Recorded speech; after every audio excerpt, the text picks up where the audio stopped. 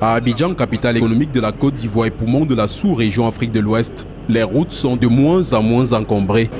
La fluidité du trafic pour une ville d'environ 6,5 millions d'habitants est en effet le résultat des nombreux ponts construits sur la lagune ébriée.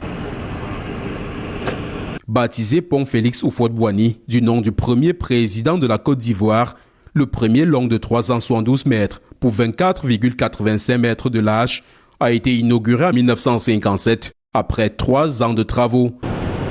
Il relie la commune de Treichville à celle du Plateau. Le deuxième pont d'Abidjan, quant à lui, porte le nom du général de Gaulle.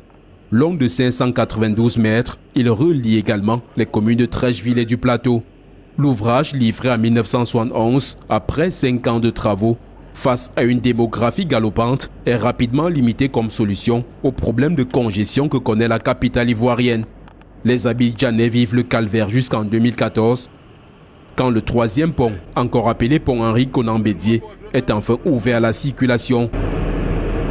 Malgré cela, les embouteillages persistent et les travaux du quatrième pont sont lancés, long de 850 mètres, avec 2 voies permettant la circulation d'au moins 3 véhicules dans chaque sens au même moment.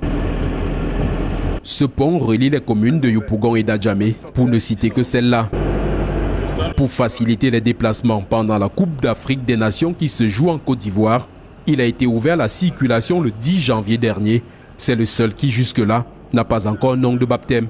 Car le 5e est appelé pont Alassane Ouattara. Long de 1600 mètres, il a été inauguré le 12 août 2023 et relie les communes de Cocody et du Plateau. En plus de leur architecture unique qui apporte à Abidjan un visage majestueux, les ponts, une fois la nuit tombée, sont de véritables merveilles.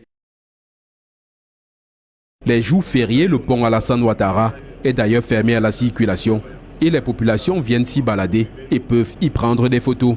Pour traverser le pont Henri Konan Bédié, un passage par ce péage de moins 15 terminaux est obligatoire où il faut débourser la somme de 1500 francs CFA.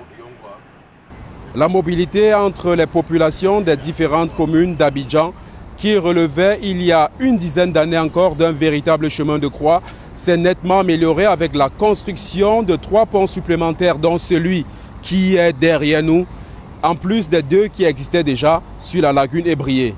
Depuis le pont Alassane Ouattara, nous sommes Joël Essengue et Vivien Tonfac, envoyés spéciaux Equinox Télévision.